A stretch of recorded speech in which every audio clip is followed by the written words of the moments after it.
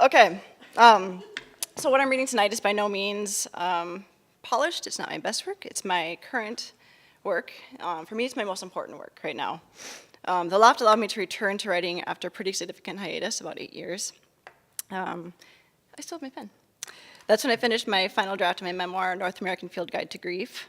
In this memoir, I use concepts such as camouflage, adaptation, flight, natural defenses, and surrender to explore my father's long battle against a terminal illness. There's a lot I like about it. It's unique. But lacking from the pages is another story that during his illness and death,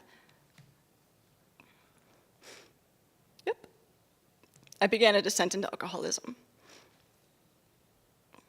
And so that memoir has sat on a shelf since graduation. Okay, no, I'm good. It's out. It's half the story. During this last year at the Loft, I worked with CNF mentor Laura Flynn to conceive a new structure for my memoir. Now, I'm maintaining the field guide framework. I'm also writing in my struggle alongside my father's, including a thread that follows 36 hours spent in jail for a DUI arrest, which is where I came to understand that I'm an alcoholic. I didn't want to read these pieces. I wanted to read the polished pieces. I wanted to read the pretty pieces with bows on them. And I had decided that. And then the next morning I woke up and there was a story on NPR about women in prison, of course. And, you know, I get that I have an illness. And I also get that I'm a white woman of privilege. And that's why I get to tell my story. That's why I'm here. So, yeah, I wanted to tell the truth. Currently, the women who are in jail, 82% of them have drug or alcohol problems, according to the New York Times. 43% have serious mental health problems. And between 1980 and 2014, the number of incarcerated women has risen more than 700%. There's something really wrong going on in our country right now, obviously. But this is one area that I got to experience in a really personal way. And so what I'm reading tonight is opening with a lyric essay that I envision as being kind of the opening to the book, the memoir.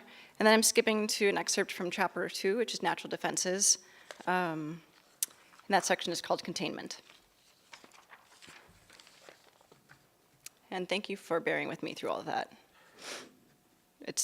You all are like a part of this process of writing right now in a really intimate way, so thank you for being witnesses.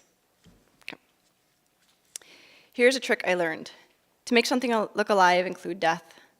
To paint a forest, include all digits of black skeletal branches. Intermingle them with jade. To paint a pear, give it a bruise. To draw a flower, droop pistils, wilt leaves. Burn petals into the dried edges of sun. Fade yellow into amber. For grass, include a lot of brown. To feel alive, paint a pond. Ponds morph death to breath. Paint the decaying driftwood heavy with nutrients, the hollow jacks hanging in the water to shade the naiads. Paint the tawny oak leaves buttressing the shore. Paint the dead fish teeming with bacteria. Without death, life does not appear alive, it looks artificial. Notice chlorinated ponds without the deadwood, a rock without moss breaking down minerals, chemically fertilized lawns without duff patches, airbrushed faces without wrinkles. Once I notice death in landscape, I see it everywhere, and I find it comforting. It is okay, the dying birds tell me, to be sick. It is good, the dead pines whisper, to be dead. It is beautiful, the driftjurvor chitter, to decay. Beneath our layers of skin, there are branches of bone within us, and they are already dying. Sometimes this is hard to see behind such careful compositions of synthetics. So now I am trying to observe my edges, the margins of my life, where wrinkle meets eye, scab meets flesh, doubt meets hope, shame meets truth. I try to see the grave, the grass, the seeds embedded in feces, the embryos and empty shells. Sometimes I go to a pond where cattails spill open, flowers wilt, and yucca moths, having lived out their 24 hours, lie on stony grave paths, white wings wide open. Yellow dogwood leaves swirl in green pollen. A kingfisher lives there, perches on the branch of a dead oak when hunting. I go to see the death in landscape so I do not feel alone. I go to see because it is summer, and I am relieved to see that not everything is alive. I go because my emptiness is full and teeming with life. Natural defenses, section containment. Staring eyes will cause most animals to hide, remain still, keep quiet, or attempt to blend into their surroundings. As the hours passed, the women and I spent most of our time trying to figure out two things. One, the time of day, and two, just how fucked we were. I appreciated their conversation, particularly because I nearly didn't make it. Standing outside the doorway of my assigned block, an officer asked me how I was doing. Thinking him sincere, I told him the whole thing was pretty depressing. He stopped turning the keys in the door and turned toward me. "Are you saying you're depressed?" I moved the gray, scratchy wool blanket I'd been issued from one arm to the other. I wanted him to open the door so I could lie down, cover myself with the thin threads, and disappear. I tried to make conversation, perhaps demonstrating that I understood I had messed up would work in my favor. "Well, sure," I offered. "I'm a little depressed. I'm in jail." He sighed, grabbed his walkie-talkie, and told me to follow him. As we walked away, I turned and looked at the door. I had already learned from a woman brave enough to whisper in the elevator on our way from the holding cell that C block was the envied block. It had windows and lots of other women, like me. I'm guessing she meant white, stunned, privileged, and hungover. Walking down the wide, windowless hallway, I could feel myself sinking below the surface of my strength. In the holding cell, I spent hours shivering in cold realities. The small, rusty sink, drip, drip, dripping. The large woman snoring, farting, growling, as she used our one shared roll of toilet paper as her pillow. The steel seatless toilet, where my eyes circled around and around and around the oval rim. C block now possessed the qualities of a Ajayi, a flattened seamount raised just above the surface of the oceanic abyss of failure surrounding me. I realized how desperately I wanted to get to the other side of that door and find a place to cling to and breathe before I drowned. I followed closely behind the guard. Maybe, I told myself, he planned to take me to a chaplain. Jails had chaplains, right? And nuns. Maybe her office contained a large sun-filled window and snacks. Suddenly, he turned halfway around and looked me in the eye. "Don't touch the wall." I nodded. He had already told me twice. My father used to walk with his hands clasped behind his back, a practice I should have made better use of in jail. I think it's a German thing. On a trip shaken shortly after my father's diagnosis with my mother, father, and brother, I found the streets of Heidelberg, Freiburg, and Baden-Baden occupied with men who walked exactly the same. I traveled through Germany, often juggling too many bags. I snapped photographs and stole bites from my most recent street vendor purchase. I pointed at the tops of red-roofed castles and tried to look up bits of history and trivia on my tattered, lonely planet. It seemed I never had enough hands. Meanwhile, my dad and brother kept their hands effortlessly folded behind them, clasped neatly atop their Land's End wool sweaters. They gazed into shop windows, nodded politely at pedestrians, smiled at students, exchanged information previously gleaned from who the hell knows where. Even from just a few feet away, they blended into a crowd in a way I had not seen before. Today, years removed from that hallway and guard, I regularly walk along Minnehaha Creek with my 2-year-old. Often I catch her clasping her hands behind her, as my father once did, as my brother and son still do. Like monks in a sort of meditative benediction, they have no use for hands in these contemplative moments. I think it's a hopeful sign. Perhaps she inherited the ability to contain herself, to observe at a distance, to amble calmly through life and stay in line. The etymological root for contain is the Latin tenere, meaning to hold. All words from tenere have something to do with holding. Something tenacious goes after, holds on, and is not easily gotten rid of. To contain is to hold things together inside. To obtain is to get a hold of. To retain is to continue to hold. I don't know, maybe this isn't hopeful. If my daughter is to retain something of our roots, which would I choose? Tenacity or containment? Some days I wonder if my father's illness resulted from a lifetime of trying to hold everything inside. His disappointment, fear, and desire festering, until one day it decided to start eating its way out. Perhaps inside those gently clasped hands, my father held all the sentiments he could not say to me. His fears about my drinking, his desire for me to explore the depths of my undiscovered curiosities, his apology for tethering me, like a falcon to her falconer, to his side. Perhaps in those hands, placed neatly atop each other as he lay in his coffin, he held my goodbye.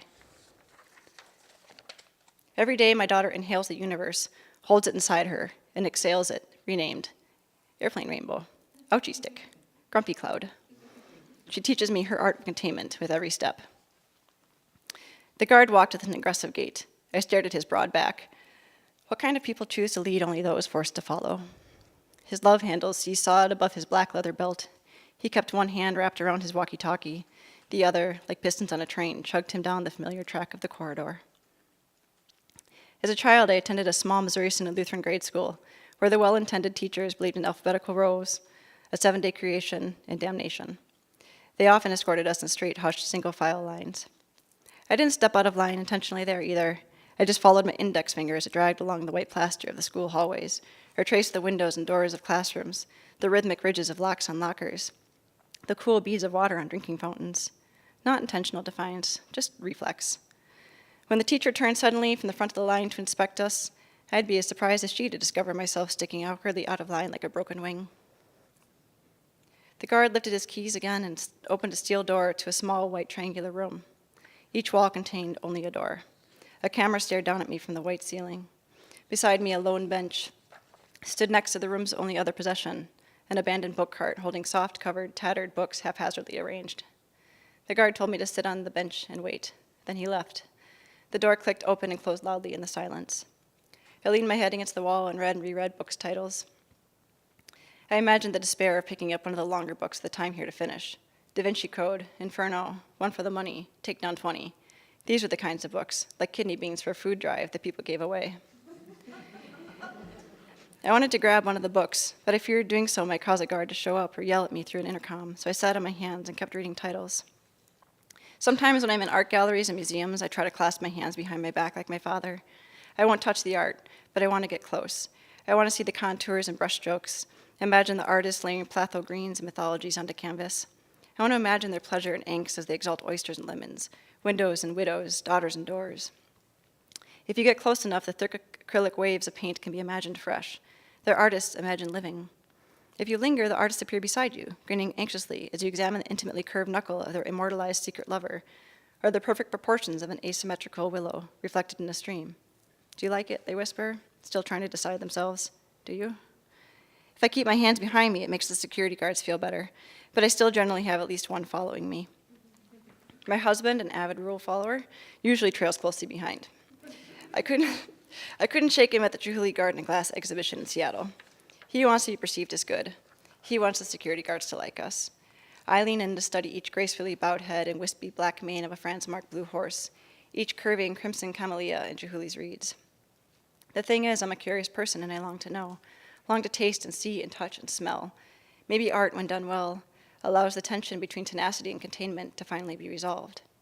Does not the single line of a well-penned poem hold everything in and set it free at once? That morning, when men and women with steel shaft batons, tasers, pepper spray, and a clear disdain for people like me who could not follow the damned law, barked orders at me to stay in line, I had fully intended to.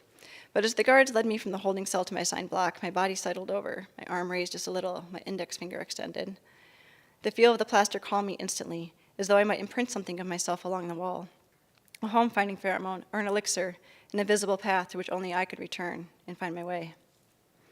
Perhaps it was my body's way of saying, as it was as a child, these walls of yours, these rules and locked doors, this insistence that only obedience is noble, you can keep me here, but one day I will find the crack. I will find the sliver of light and I will slip out.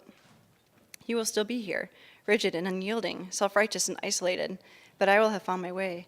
I will be lissom and nimble, thighs pressing into the haunches of a Franz-Marc blue horse, fists of black mane twisted in my hands, a Chihuly glass camellia in my hair. I will be on the loose. I will be free.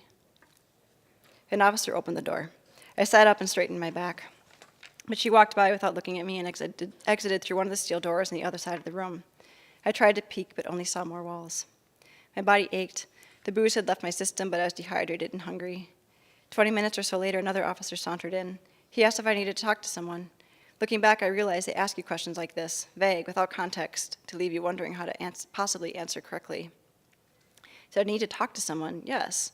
Please. Perhaps not you, though. Perhaps a chat with someone with a sense of humanity. Someone who could see beyond right and wrong, black and white, ones and zeros. I said, like a chaplain? He looked at me over, scoffed, and walked away. The steel door slammed behind me and clicked. I sat in the humming silence. I didn't understand what new wrong I had committed. I stared at the book cart again. Even if the books were crappy, they didn't want to be here either. I longed to order them alphabetically by author, or perhaps by color, just for fun, like shirts in a closet. In my mind, I moved each book, placing it tenderly, A to Z, darkest to lightest. Finally, a bleary-eyed nurse showed up. His dirty blonde hair looked as though he'd been rubbing it into an insomnia-inducing pillow for hours. The whites of his eyes were interlaced with red streaks, and the dark blotchy skin around them sagged. I don't think he'd been in the sun, like actually in the sun, with his shirt off and eyes closed while inhaling deep breaths of fresh lake and air in years, or ever. He leaned his elbows on his knees and tapped his pen against his clipboard. His job, he explained, was to recommend inmates considering self-harm for solitary and for placement under intense observation. Did that sound like something I needed? I stared at him. Did he say solitary, as in solitary confinement? Because I said jail was depressing? He glanced up at me with raised eyebrows and went back to rubbing his eyes. When I did not say anything, he said softly that I did not want to go to solitary confinement or be under supervision for suicide. Anything, he said, was better than that. I assured him I was fine. He recommended B block. There I could remain under close supervision, but I'd be allowed to be around other women. I nodded. I thought about the promised windows of C block. Is there a window in B block? I asked. It's just, the nurse wrote in his clipboard. I pictured being trapped in a windowless room for days. I can ride elevators with only mild irritation. I once tried to watch a documentary about spelunkers in ocean caves and turned it off as soon as they hit the water. I'm not depressed, I offered. I just meant this was depressing, jail, messing up like this. He kept writing on his clipboard and nodded the way people given the power to decide who is and who is not worth listening to nod. As a woman, I felt versions of this. Men who interrupt women, men who promote men who don't listen to you when you say no. But this felt different. This felt like what so many friends of color describe feeling from white people, what my black students and Muslim students told me they felt at the Catholic college where I worked. With each interaction with authority, I felt myself severed from my wholeness, from my dimension, from my complexity and individuality. I longed to be whole again. I ran a program in a respected liberal arts college. I taught college writing. I owned a home, a car. My only debts, a mortgage and a student loan, were considered good debt. I walked my dog for 45 minutes every day. I maintained a rose garden. I made pesto for my own basil. I tried. I really tried to be a good person. And despite years of teaching students about the harms of white privilege in society, now that mine was gone, I wanted it back. I think I'd be okay in C block, I offered. He stood up. Good luck, he said, and he walked away.